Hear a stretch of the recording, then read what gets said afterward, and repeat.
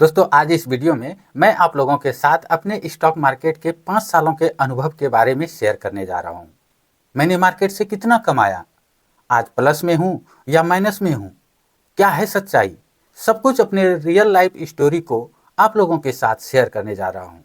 तो वीडियो आप लोगों के लिए बहुत ही ज़्यादा महत्वपूर्ण हो सकती है, क्योंकि अगर आप मार्केट में नए हैं या फिर 3-4 साल से मेहनत कर रहे हैं लेकिन फंस गए हैं, कुछ भी नहीं हो रहा है, तो आपको बहुत कुछ सीखने समझने को मिल सकता है कि मार्केट में क्या, कैसे, किस परिस्थिति में क्या करना चाहिए, मार्केट में किस तरह से काम किया जाता है, आप किस तरह से करके सफलता हासिल कर सकते हैं। देखिए, अभी मैं 3-4 दिन पहले अपना एक पोस्ट किया था, अपने पोर्टफोलियो का एक स्क्रीनशॉट पोस्ट किया था।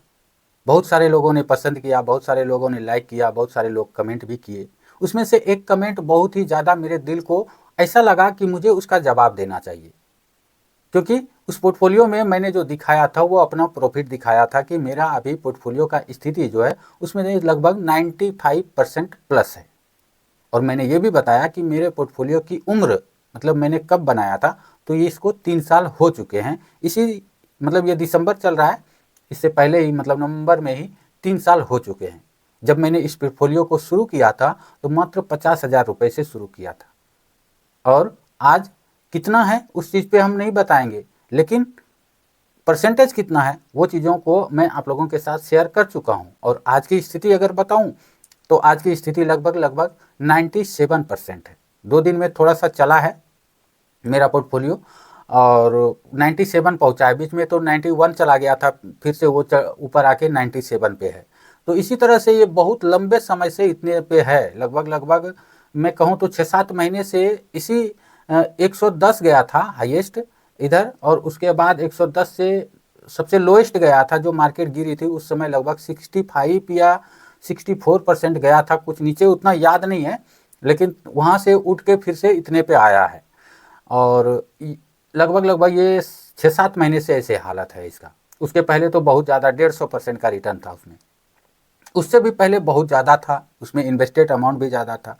तो उसमें उन्होंने कमेंट किया, जो कमेंट मेरे ध्यान में आया कि जिसका मुझे जवाब देना चाहिए, वो जवाब ये है कि उसमें पहले कमेंट में क्वेश्चन क्या था, क्वेश्चन ये था कि आप अपना प्रॉफिट दिखाते हो। अरे भाई, प्रॉफिट नहीं, अनरियलाइज्ड वाला लॉस भी तो दिखाओ, खाली प्रॉफिट क्यों दिखाते हो। ये बात बिल्कुल सही है, क्योंकि मैं सिर्फ प्रॉफिट दिखाया हूँ, तो अनरियलाइज्ड लॉस तो मैं दिखा नहीं सकता, क्योंकि वो बहुत पुरानी बात है और अभी अनरियलाइज्ड लॉस में कुछ भी नहीं दिखेगा आपको। तो फिर मैं सोचा कि चलिए आप लोगों को अपनी रियलिटी ही बता दूं कि क्या हुआ था, कैसे हुआ था, तो बहुत कुछ आप लोगों को सीखने समझने को भी मिलेगा। तो देखिए, मैंने जैसे कि अपने लंबे वीडियो में अपना सारा कहानी बता चुका हूँ, रियल लाइफ क्या है, कैसे हुआ था, क्या क्या नहीं हुआ था, ट्रेडिंग में मैं किस तरह से बर्बाद हुआ था, ट्रेडिंग क्यों नहीं करना चाहिए, ट्रेडिंग में किस तरह से लॉस होता है, किस तरह से ज़िंदगी, परिवार, खुशियाँ सब तबाह हो जाती है ये ट्रेडिंग से, वो मैं सब कुछ बता चुका हूँ। तो उस बातों पे जाएंगे तो वीडियो वही वाली हो जाएगी, फिर मतलब का नहीं। इसमें वो चीज़ें मैं आपके साथ शेयर करूँगा जो उसमें नहीं बताई है। तो जब मैंने ट्रेडिंग से पूरी तरह से बर्बाद हो गया था, तब मैंने इन्वेस्टिंग शुरू की थी, ये 2022 के लगभग अक्टूबर नवंबर में 50,000 रुपये से शुरू किया था। 50,000 रुपये से शुरू किया था। उस समय मैंने स्टार्टिंग में ऐसे स्टॉक खरीदे थे, ऐसे ऐसे स्टॉक खरीदे थे, क्योंकि उसके पहले मैंने बहुत बड़े बड़े स्टॉक खरीदे थे। वो सब जितनी बड़ी बड़ी जो बातें होती है ना कि बड़ी बड़ी कंपनी में पैसा लगाओ, पैसा आपका अटकेगा नहीं, मतलब फंसेगा नहीं, आपका नुकसान नहीं होगा, पैसा डूबेगा नहीं, भारत की बड़ी कंपनी में पैसा लगाओ, ये सब भाषण में सुन सुन के उसमें लगाया था, लेकिन कुछ भी नहीं हुआ, उसमें भी कुछ भी नहीं हुआ था। वो मैं पहले देख चुका था। तो फिर मैंने मार्केट से सीख के, अपने से समझ के, अपनी स्ट्रेटेजी के अनुसार शुरू किया था, और मैंने ऐसे ऐसे कंपनी में पैसा लगाया था जो कि बहुत छोटी थी, माइक्रो कैप कैटेगरी की थी, स्मॉल कैप कैटेगरी थी। उसमें वही जो मैं अपने वीडियोज में बताते रहता हूँ, क्राइटेरिया चेक करता था उसका, वो सब कुछ बढ़िया रहे। और ये सभी बातें मैंने किताब से पढ़ी थी और कुछ वीडियोज भी देखे थे। एक वीडियो, उनका चैनल पहले था, अभी वो चैनल नहीं है, हट गया, ये यूट्यूब की पॉलिसी के कारण ही। उनका चैनल मैं देखता था, वो उनका मुझे अच्छा लगता था। देखिए, कोई भी कोई चीज़ बताता है तो उस चीज़ को सुन के अपने दिमाग से कुछ करना चाहिए। बहुत से लोग किसी को ब्लेम करने लग जाते हैं, मैं किसी को ब्लेम नहीं करता हूँ, मैं अपने ऊपर सारा ब्लेम लेता हूँ। तो मैंने जो किया वो मेरी गलती से हुई, मैं ऐसा जब तक नहीं मानूंगा तब तक मैं अपने से करके सही नहीं कर पाऊंगा। तो मैंने ये मानता हूँ कि मैं किसी पे ब्लेम नहीं करता हूँ। तो मैं दूसरे के वीडियोज़ भी देखा था, किताबें पढ़ी थी इन्वेस्टिंग की, मार्केट साइकोलॉजी की और रिच डैड पुअर डैड किताब मैंने पढ़ी है जब मेरा सब कुछ खत्म हो गया था तब। फिर मैंने इन्वेस्टिंग का नया तरीका अपनाया कि मैं सिर्फ छोटी छोटी कंपनी में इन्वेस्ट करूंगा, छोटे छोटे अमाउंट से इन्वेस्ट करूंगा। और लगभग 16-17 स्टॉक मैंने पहली बार में ही खरीद लिए थे मात्र 50,000 रुपये से। सोचो कितना पैसा लगाया होगा उसमें। और धीरे धीरे जब मेरे पास पैसे आने शुरू हुए दूसरे, तो फिर मैं और भी इन्वेस्टेड करता गया, अमाउंट बढ़ाते गया जैसे जैसे जो से स्टॉक में कब क्या करना है पता, मतलब बाय ऑन अप भी बाय ऑन डिप भी, ऐसा करता गया। धीरे धीरे करते करते करते करते मेरे पोर्टफोलियो में लगभग 60 स्टॉक हो गए, 60 स्टॉक हो गए। और मार्केट 2024 मैंने 22 से शुरू किया था ना, तो पूरा 23 तो बहुत धूम धड़ाका वाला रहा मेरे पोर्टफोलियो के हिसाब से।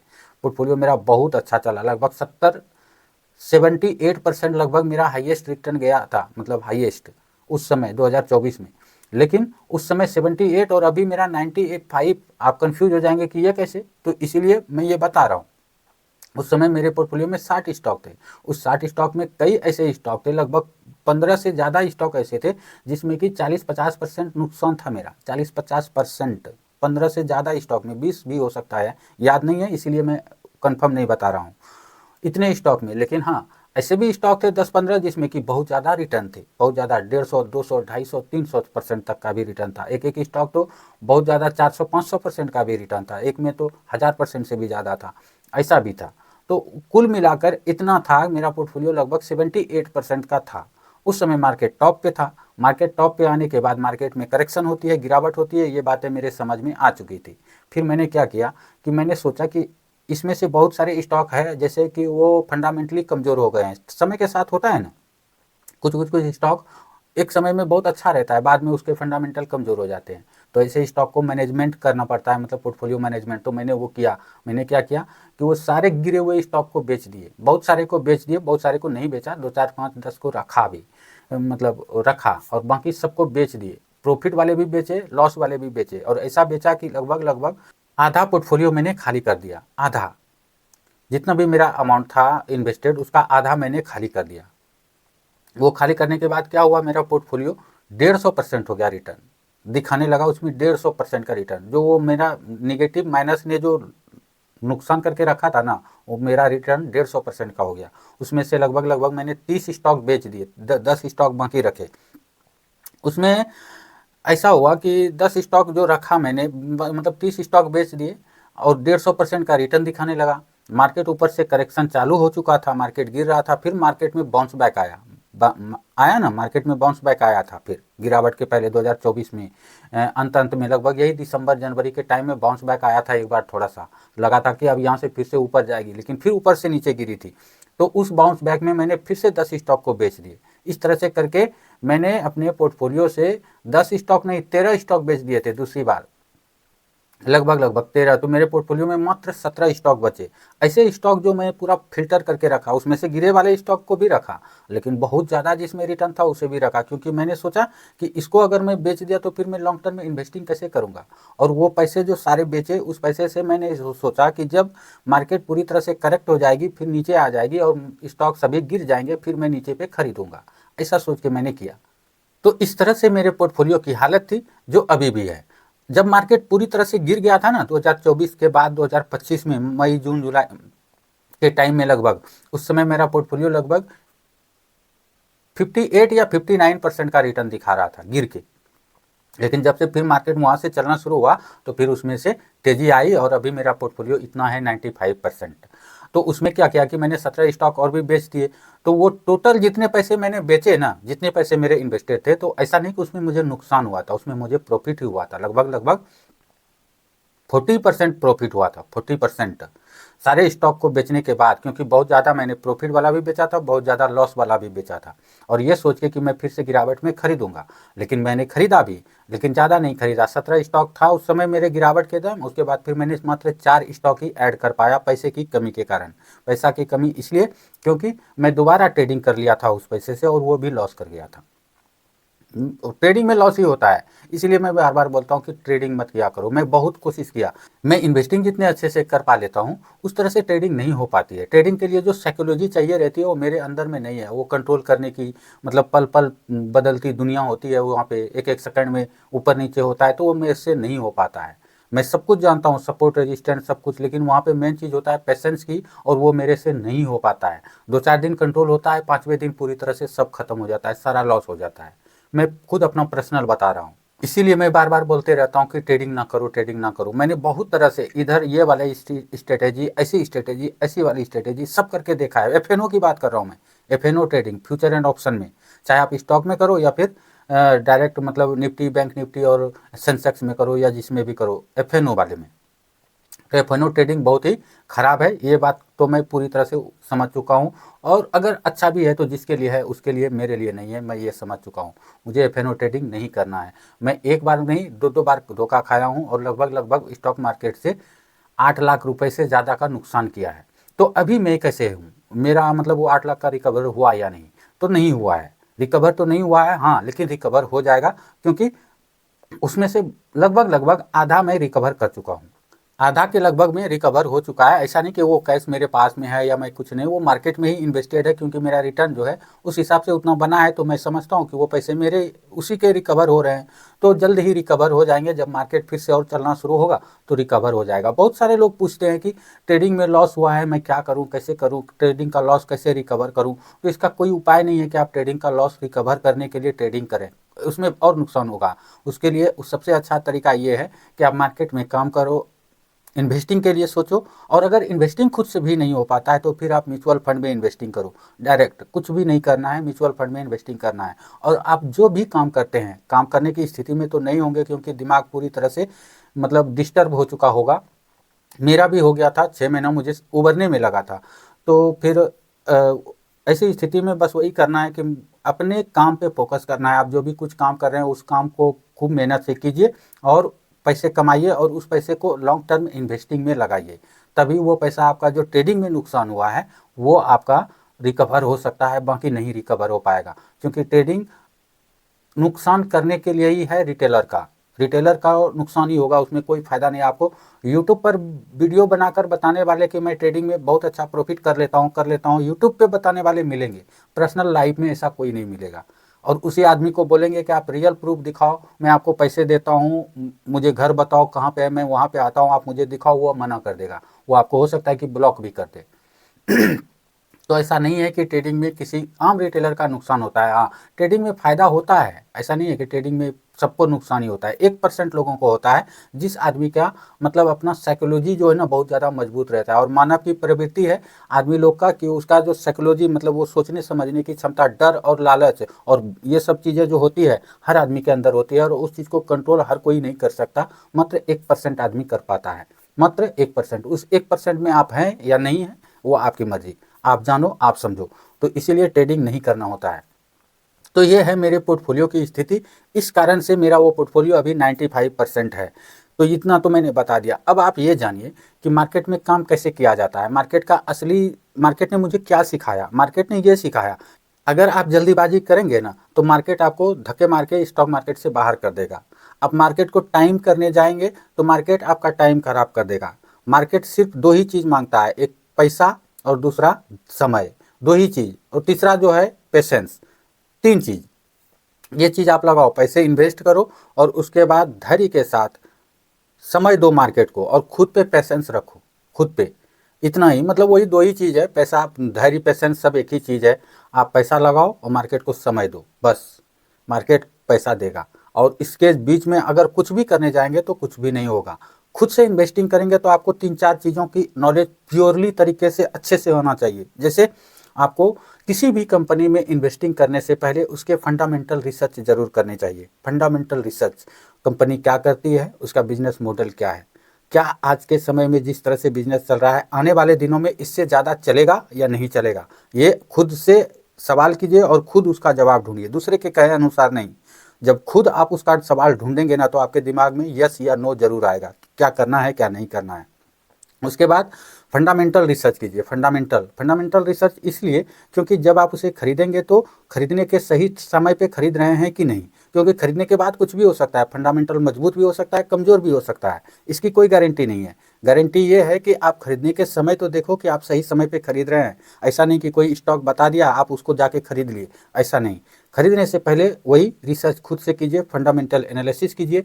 उसके बाद सही बाइंग लेवल, सही बाइंग लेवल जो होता है, मतलब नीचे के लेवल पे खरीदना और उसके बाद उसे लंबे समय तक होल्ड करना। ये मैं small cap macro cap category के हिसाब से बता रहा हूँ। बड़ी कंपनी में भी अगर आप जाते हैं, बड़ी कंपनी में भी जो मिड कैप होती है 30 40 50 हज़ार करोड़ की मार्केट साइज वाली, 1 लाख करोड़ की मार्केट साइज वाली, उसमें भी आप तभी खरीदो जब वो गिरावट के लेवल में हो। वैल्यू इन्वेस्टिंग करना सीखिए। वैल्यू इन्वेस्टिंग अगर लॉन्ग टर्म प्रोस्पेक्टिव पे है तो, नहीं तो फिर आप शॉर्ट टर्म की मतलब स्विंग ट्रेडिंग करना सीखिए। स्विंग ट्रेडिंग के लिए ज़्यादा चीज़ करना नहीं पड़ता है। 3 4 महीना 5 महीना अगर सही से फोकस करके काम करना सीख लेंगे ना, तो फिर उसमें स्विंग ट्रेडिंग आप करना सीख जाएंगे। और स्विंग ट्रेडिंग में अच्छा खासा पैसा बनता है और अच्छे से पैसे की कंपाउंडिंग भी होती है शॉर्ट टाइम में। लॉन्ग टर्म इन्वेस्टिंग में भी पैसे की कंपाउंडिंग होती है, उसमें भी होती है। लॉन्ग टर्म इन्वेस्टिंग में थोड़ा समय लग सकता है, लेकिन अगर आप स्विंग ट्रेडिंग में अच्छा से करना सीख गए तो उससे ज़्यादा पैसा बनेगा, इससे ज़्यादा जल्दी कंपाउंडिंग होगा उसमें। लेकिन एक टाइम तक होता है, लेकिन वही उसके लिए चाहिए पेशेंस, धैर्य और मार्केट को देने के लिए आपके पास समय। ये चीज़ आपके पास होना चाहिए, ये होता है। और एक चीज़ असली बात, अंदर की बात बताऊं, मार्केट में ऐसा कुछ भी नहीं है कि सिर्फ फंडामेंटल काम करता है या कंपनी काम करती है, ऐसा कुछ भी नहीं है। ये सिर्फ ऊपर का सेकेंडरी चीज़ है। फर्स्ट नंबर पे चीज़ एक ऐसी अंदरूनी ताकत है, एक अदृश्य शक्ति है जो मार्केट को चलाता है। क्योंकि मार्केट कब गिरना है, कब भागना है, ये सब चीज़ें खुद मार्केट तय नहीं करता है। मार्केट के पीछे कोई है, बड़े आदमी हैं, चाहे वो इंडिया के बड़े बड़े लोगों का हो या फिर बाहर के विदेशी लोगों का हो या कोई वर्ल्ड का कोई ऐसा कुछ हो जो कि मार्केट को ऊपर नीचे कर सकता है।